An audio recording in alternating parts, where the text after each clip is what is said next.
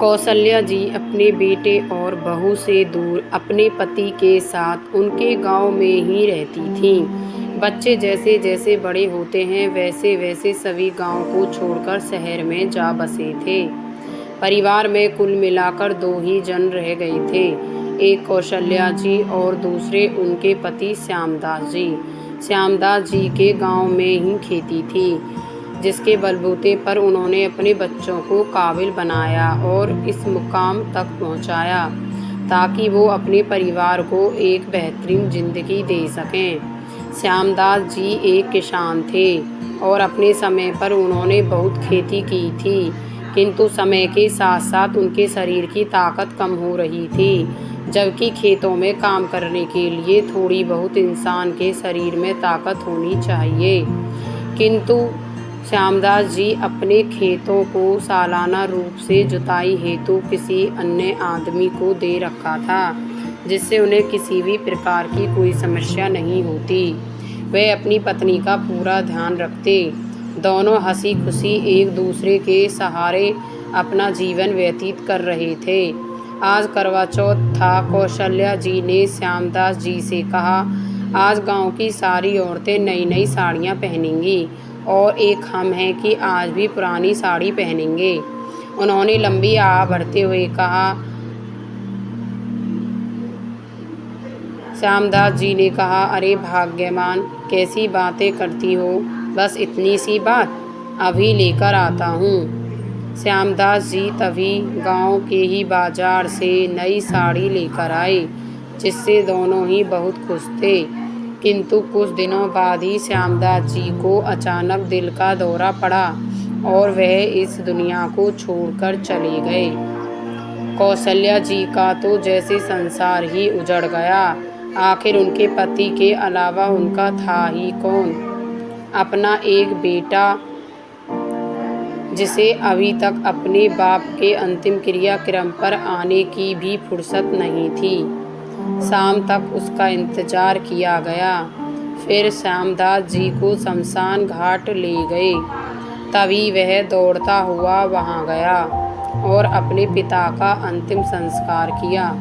वहां से आकर अपनी माँ से कहा, ऑफिस में बहुत ज़रूरी काम है, बड़ी मुश्किल से झूठ बोलकर आया हूँ।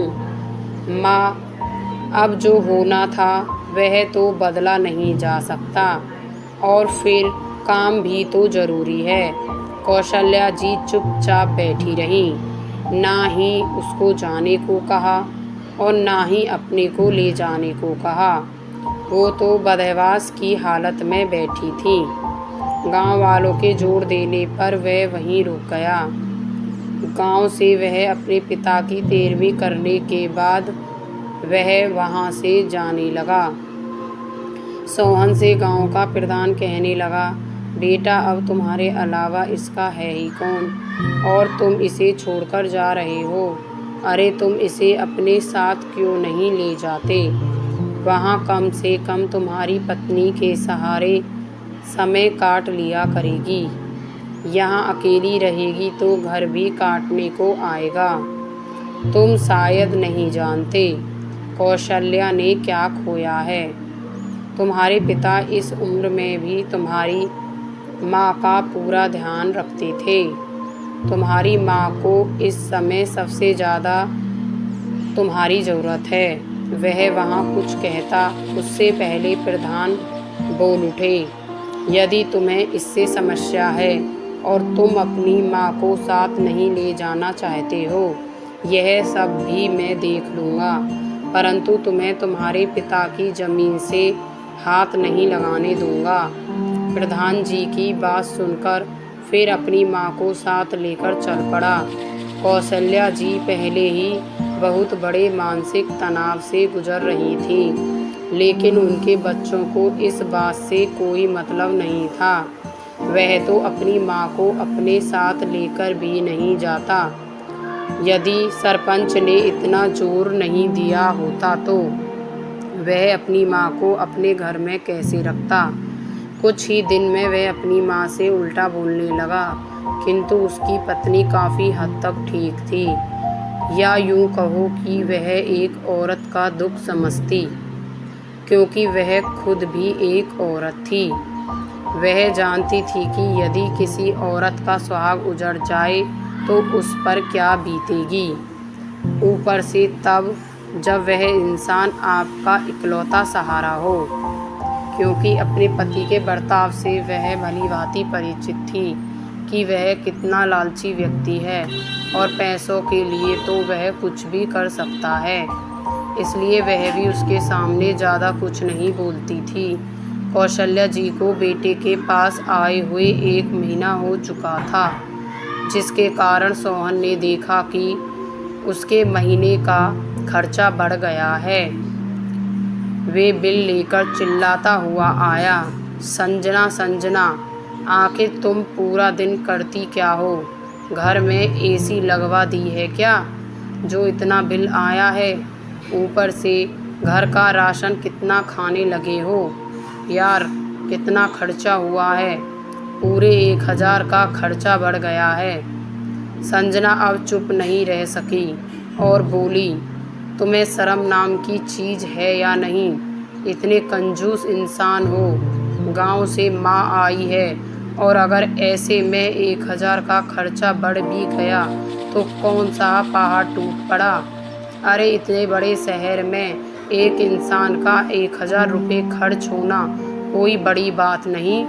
और फिर 1000 रुपये तो तब खर्च हुए थे जब तुम माँ को गांव से लेकर आए, तो कुछ पैसे किराए में भी तो खर्च हुए होंगे। और फिर वह तुम्हारी माँ हैं, तुम्हें उनकी ज़रूरतों का ध्यान रखना चाहिए और तुम हो कि अपने खर्चों का ध्यान रख रहे हो। कौशल्या जी यह सारी बातें सुन चुकी थीं। वह पहले से ही मानसिक तनाव से गुजर रही थीं।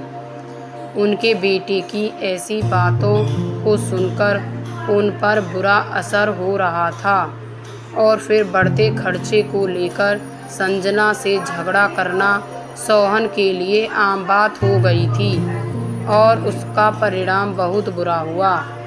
कौशल्या जी की मानसिक हालत और ज़्यादा खराब हो गई और वह प्रतिदिन बिगड़ती ही चली गई। संजना अपनी सास का पूरा ध्यान रखती, लेकिन सोहन को तो अपने पैसों की पड़ी थी। एक दिन वह कौशल्या जी को दवाई दिलवाकर घर पहुंचा तो दवाइयाँ मेज़ पर पटकते हुए गुस्से में चिल्लाने लगा, संजना संजना, कहाँ हो तुम? मैं माँ को और अपने पास नहीं रख सकता, मैं इन्हें छोड़ने जा रहा हूँ। संजना दौड़ती हुई आई और कहा, छोड़कर आ रहे हो? पर कहाँ और किसके पास? वह सब मुझे नहीं पता, लेकिन अब मैं और बर्दाश्त नहीं कर सकता। अरे किसी चीज़ की हद होती है। तुम्हें पता है माँ की दवाइयाँ कितनी महंगी आती हैं? इतने में तो हमारे पूरे महीने का खर्चा निकल जाता है। इस तरह से तो मैं सड़क पर आ जाऊंगा। इससे अच्छा है कि मैं इन्हें ही सड़क पर छोड़ाऊं। इस पर संजना चिल्लाती हुई बोली, तुम्हारा दिमाग खराब हो गया है, जाने कैसी बातें कर रहे हो। अरे वह तुम्हारी माँ है और तुम उन्हें सड़क पर छोड़ना चाहते हो? मैं ऐसा नहीं होने दूंगी, समझे तुम? पहली बार संजना ने इतनी ऊंची आवाज़ में बात की थी, जिसका उसे बहुत अफसोस था, लेकिन सोहन को कोई अफसोस नहीं था। वह अपनी माँ को अब भी अपने से अलग करना चाहता था कि आखिर वह ऐसा क्या करे, क्योंकि उसे इतना तो समझ आ ही चुका था कि संजना के होते हुए वह जानबूझकर या संजना को बताकर तो अपनी माँ को कहीं नहीं छोड़ सकता। वह अब सही समय का इंतज़ार करने लगा और एक दिन वह अपनी माँ को दवाई दिलाने के लिए गया और वहाँ पर उसे एक व्यक्ति मिला जो कि बहुत ज़्यादा परेशान था। दरअसल उसकी माँ के दिल में बीमारी के कारण उन्हें उनका हार्ट ट्रांसप्लांट करना पड़ रहा था। किंतु उन्हें एक परफेक्ट डोनर नहीं मिल रहा था और उनके पास कुछ ही दिन का समय था, जिसके लिए वह आदमी लाखों रुपए देने को तैयार था ताकि कोई उसकी माँ को दिल देने को तैयार हो। यह बात सोहन को जब पता चली तो उसके खुरापाती दिमाग में एक बहुत ही घटिया आइडिया आया। उसने उस आदमी से कहा उसके पास एक डोनर है, लेकिन वह एक ही शर्त पर उस डोनर के बारे में बताएगा। उस आदमी ने कहा कि वह हर शर्त मानने को तैयार है, बस किसी तरह से कोई उसकी माँ को बचा ले। सोहन ने उस आदमी से अपनी माँ के बारे में बात की थी और वह आदमी भी अपनी माँ को बचाने के लिए हर बात मानने को तैयार था। और फिर जब खुद का बेटा ही ऐसा हो तो किसी दूसरे से क्या उम्मीद रखनी। कौशल्या जी को तो वैसे भी होश नहीं था। सोहन अपनी माँ को हॉस्पिटल में ही छोड़कर चला गया और उस आदमी को बताकर गया कि यही वह औरत है जो कुछ दिनों की मेहमान है और वैसे भी इसकी देखभाल करने वाला कोई नहीं है और कुछ ही दिनों में मरने वाली है और डॉक्टर जो भी चेकअप करना चाहते हों वह कर लें, क्योंकि डॉक्टर ने कहा था कि हम ऐसे ही किसी का दिल भी निकाल कर इनके हार्ट की जगह नहीं लगा सकते हैं। इसके लिए कुछ चेकअप करने होते हैं। जब सारी रिपोर्ट देख ली जाएंगी फिर ही पता चलेगा कि वह सही डोनर है भी या नहीं। बस इसलिए मैं अपनी माँ को वहीं छोड़कर चला गया और वो जैसे ही घर पहुंचा तो संजना उससे अपनी सास के बारे में पूछने लगी, लेकिन वह पहले तो चुप रहा। फिर जब संजना ने कई बार पूछा तो उसने कहा, माँ को जब मैं दवाई दिलाकर आ रहा था तो माँ मुझसे हाथ छुड़ाकर भाग गई। मैं उनके पीछे गया, लेकिन रास्ते में एक गाड़ी आ गई और माँ पता नहीं कहाँ चली गई। संजना को यह सुनकर बहुत अजीब लगा। वह बोली, कमाल है, तुमसे हाथ छुड़ाकर तुम्हारी माँ, जिनकी मानसिक स्थिति भी ठीक नहीं है, वह भाग गई और तुम यहाँ आराम से बैठे हुए हो। सोहन बोला, और तो तू बता मैं क्या करता। 24 घंटे से पहले तो पुलिस वाले भी कोई कार्रवाई नहीं करते, फिर ऐसे में मैं क्या करता, बताओ तुम ही। संजना चुप हो गई, पर यह बात उसे हजम नहीं हो रही। संजना 24 घंटे बाद बीतने का इंतज़ार करने लगी, लेकिन जैसे ही सुबह हुई सोहन जल्दी जल्दी उठकर नहा धोकर तैयार हुआ और निकल गया और हॉस्पिटल में जाकर उस व्यक्ति से और डॉक्टर से बात की। और जब डॉक्टर ने बताया कि कौशल्या जी उस अमीर व्यक्ति की माँ के लिए एक परफेक्ट डोनर है, तो सोहन की तो जैसे लॉटरी लग गई। उसकी आंखों में पैसा तैरने लगा और अमीर व्यक्ति से बोला, देखो भाई, यह मेरी माँ है और मैं कुछ लाख के लिए अपनी माँ की जान दांव पर नहीं लगा सकता। आखिर माँ के प्यार को कोई इतनी कीमत कैसे आंक सकता है, थोड़ा तो सोचना चाहिए। तो वह आदमी बोला, 50 लाख दिए। सोहन को और लालच आ गया और वह बोला, बस 50 लाख? मेरी माँ के जिस दिल में मेरे लिए इतना सारा प्यार होगा उसे मैं मात्र 50 लाख में बेच दूँ। वह आदमी फिर बोला, 1 करोड़। सोहन को लगा कि इससे अच्छा मौका फिर नहीं मिलेगा, इसलिए सोहन को फिर और लालच आया। आप अपनी माँ के लिए बस 1 करोड़ दे सकते हैं? तो वह आदमी फिर बोला, 1 करोड़। सोहन को लगा कि इससे अच्छा मौका फिर नहीं मिलेगा, इसलिए बोला, तुम खुद बताओ तुम्हें कितने रुपए चाहिए? तो सोहन बोला, ज़्यादा नहीं, बस 10 करोड़। इतने रुपए मुझे दे दो, फिर चाहे जो करना। मेरी माँ का दिल निकालना, पैर निकालना या फिर आँखें, मुझे कुछ नहीं पता। तुम मुझे पैसे दे दो, मैं इसे यहीं छोड़ जाऊँगा। उधर जब संजना उठी तो वह सोचने लगी कि आज सोहन इतनी सुबह सुबह कहाँ निकल गया, जबकि रोज़ तो वह इस वक्त तक सोया रहता था। उसे कुछ गड़बड़ लगी तो वह तुरंत ही अपनी सास की फ़ोटो लिए पुलिस स्टेशन चली गई और वहां जाकर उसने उन्हें सारी बात बता दी। कांस्टेबल ने कहा कि 24 घंटे से पहले हम कुछ नहीं कर सकते, लेकिन जैसे ही इंस्पेक्टर ने यह सारी बात सुनी, उसने संजना से बात की और पूछा, तुम्हारी सास दवाई लेने के लिए घर से कब निकली थी? वह वक्त नोटिस किया तो इस हिसाब से 24 घंटे हो चुके थे। एफआईआर दर्ज करवाने के बाद मैं पुलिस को लेकर हॉस्पिटल के लिए निकली, जहां से उसकी सास यानी कि कौशल्या जी की दवाई आती थी। उधर सोहन सोच रहा था कि एक बार सारा पैसा मिल जाए तो यहाँ से कहीं दूर चला जाऊँगा।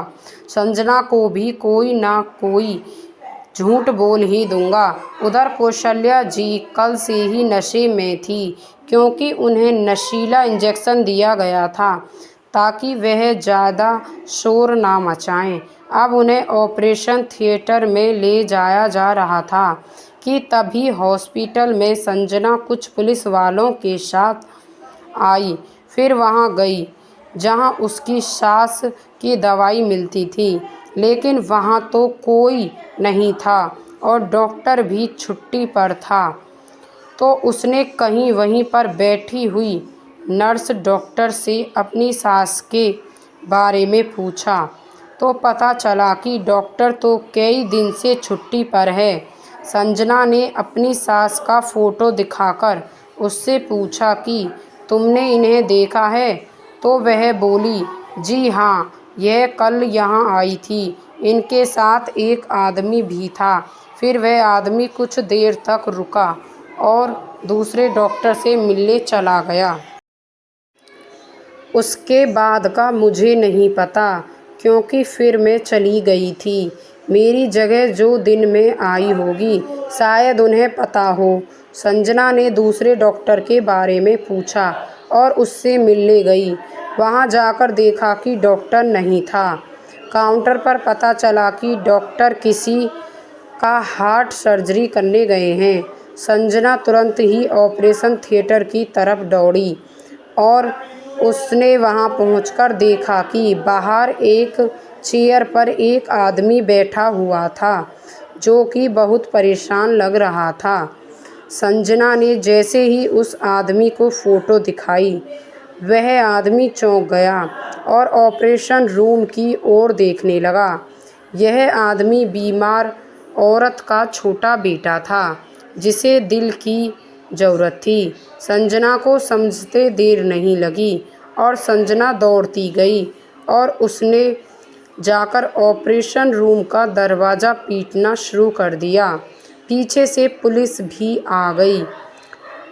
अंदर जहां ऑपरेशन चल रहा था, वहां जाकर देखा तो कौशल्या जी का दिल निकालने की तैयारी शुरू हो चुकी थी और वह तो बेचारी बेहोश पड़ी हुई थी। उन्हें तो अंदाज़ा ही नहीं था कि उनके साथ आज क्या होने वाला था कि तभी कंधे पर बैग लटकाकर सोहन बाहर से आ रहा था, जिसके साथ में वह अमीर आदमी भी था, जिसकी माँ को दिल की ज़रूरत थी। सोहन ने जैसे ही वहाँ संजना को पुलिस के साथ देखा, वह वहाँ से भागने लगा, लेकिन पुलिस वालों ने उसे पकड़ लिया और अपने साथ ले गए और साथ में उसे भी लेकर गए, जिसने सोहन को इतने पैसे देकर दिल खरीदा था। थाने ले जाकर जब सोहन की पिटाई हुई तो उसने सब सच बता दिया कि कैसे उस नीच इंसान ने पैसे की खातिर अपनी माँ का सौदा कर दिया, जिसके बयान से वह अमीर व्यक्ति रिहा हो गया, क्योंकि सोहन ने उससे झूठ कहा था कि मेरी माँ मरने वाली है। उधर संजना ने अपनी सास को उस जगह से बाहर निकाला। वह उन्हें पानी के छींटे मारकर वह उन्हें होश में लाई। उसकी आंखों से आंसू बहे जा रहे थे। जैसे ही कौशल्या जी को होश आया, संजना उन्हें गले लगाकर रोने लगी। कौशल्या जी अभी पूरी तरह से ठीक तो नहीं थी, लेकिन वह इतना तो समझ गई थी कि संजना दुखी है। मैं उसे चुप करती हुई बोली, चुप हो जाओ बेटा, सब ठीक हो जाएगा, भगवान सब ठीक करेंगे। संजना भी अपने आंसू पोंछते हुए बोली, हाँ माँ, अब सब ठीक होगा। और वह अपनी सास को लेकर चली गई। दोनों सास बहू सुख से घर में रहने लगीं और धीरे धीरे शांत और सुखद माहौल मिलने के कारण कौशल्या जी के स्वास्थ्य पर भी अच्छा प्रभाव पड़ रहा था। अब धीरे धीरे ठीक होने लगीं। संजना ने घर पर ही छोटे छोटे बच्चों को ट्यूशन पढ़ाना शुरू किया ताकि घर का खर्चा निकल सके, क्योंकि वह अपनी सास को इस हाल में अकेला छोड़कर नहीं जा सकती थी। फिर देखते देखते कौशल्या जी बिल्कुल ठीक हो गईं और दोनों सुखी सुखी रहने लगे। पैसे कम थे, लेकिन सुकून इतना था जितना आज तक उस घर में कभी नहीं रहा होगा। दोस्तों, इस कहानी से हमें यह शिक्षा मिलती है, जीवन में पैसा बहुत कुछ हो सकता है, लेकिन पैसा ही सब कुछ नहीं होता। अपने रिश्ते, अपने परिवार, अपनों से बढ़कर कभी पैसा नहीं हो सकता। अगर आपको यह कहानी अच्छी लगी हो तो कहानी को लाइक एंड शेयर करें और ऐसी ही कहानी सुनने के लिए हमारे चैनल को सब्सक्राइब करें। तब तक के लिए धन्यवाद दोस्तों। मिलते हैं फिर अगली वीडियो में। अपना ख्याल रखना। तो दोस्तों, कमेंट करके भी ज़रूर बताएं अपनी राय।